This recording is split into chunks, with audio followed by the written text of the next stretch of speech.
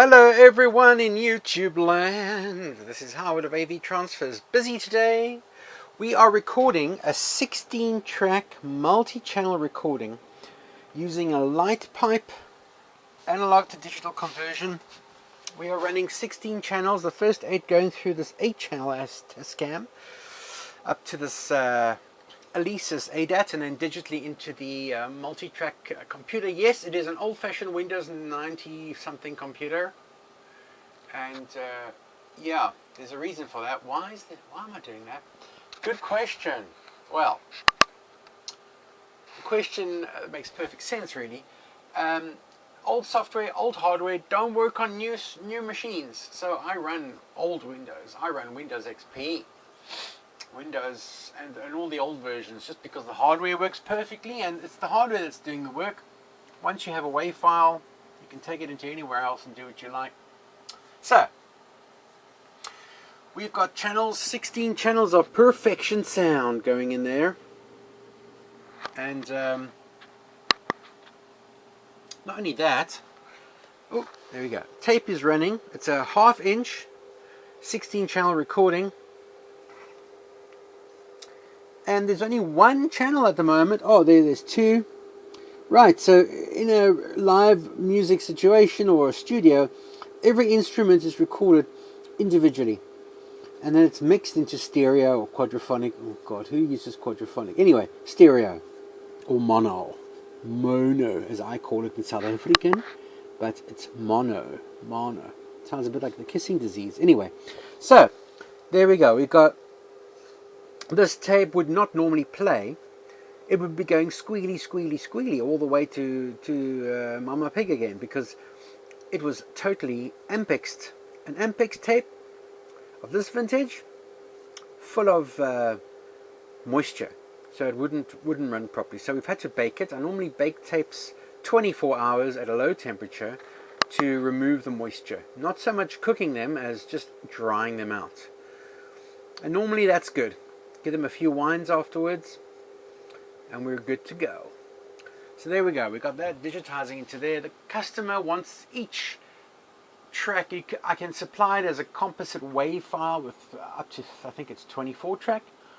But in this instance, we're going to give them individual WAV files, one for each channel, mono, and then they can drag it into one of their programs and do the necessary stuff. So that's tape 2. I'm really happy about that. I get quite anxious when I've got tapes that are complex to do. You know, VHS, Betamax, all that stuff, pretty straightforward. But these tapes, they take a lot longer. Even though the tapes are short, you might spend 3 times longer getting the tape ready to roll. Cleaning heads and whatnot. So yeah, I've got that multi-track. It's going through this is a 16 channel DIN mixer, which is quite useful for what I do. And that allows us to monitor channels. I just monitor the first 8. I reckon if there's going to be a problem, I'll hear it in the first 8. If not, hey ho. So that's that.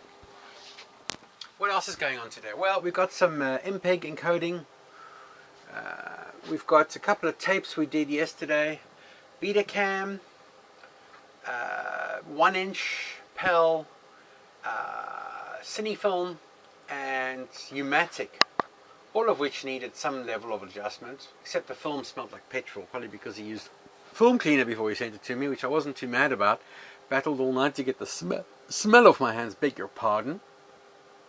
Never promised you a rose garden. Okay, so that's running. Now there's the headphones, you'll notice that. What else we got going on here? Right, we're creating peak files. I'm actually, just for fun, I'm opening each WAV file into an audio program, and I'm going to normalize each file individually. That means that when they pull the music into another program, each level, each channel will be optimized, because the truth is that these old tapes can tend to play a bit soft on 1 or 2 channels because of differences in alignment and that kind of thing.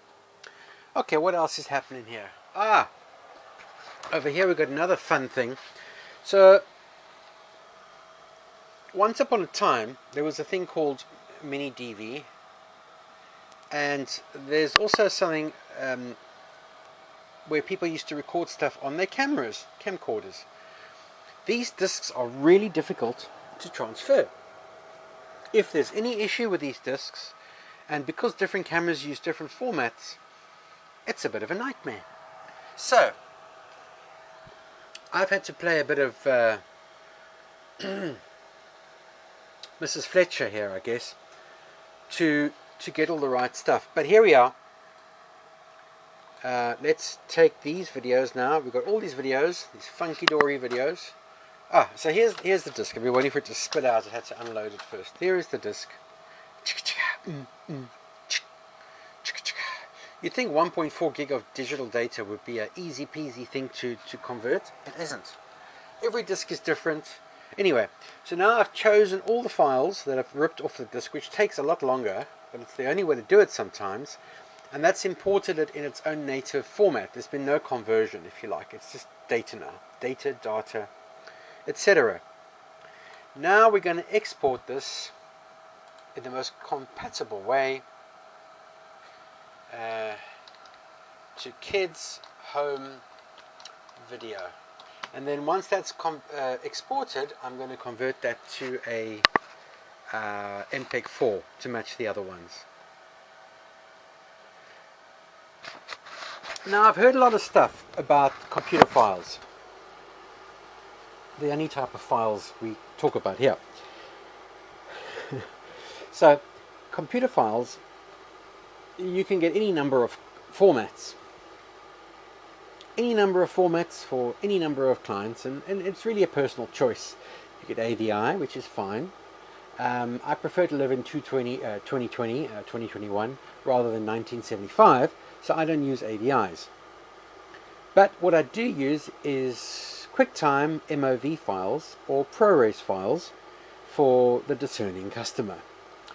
If customers want things upscaled, I do it with hardware, not with software, and that's always the way to go. We got a lot of Snell and Wilcox equipment and various other hardware encoders, so that's the way for that, but not always necessary. mpeg 4 files are absolutely fine. If you just want to look at your home videos on your smart TV, that's absolutely fine. There's no reason to choose highfalutin files unless you're going to be doing a BBC documentary.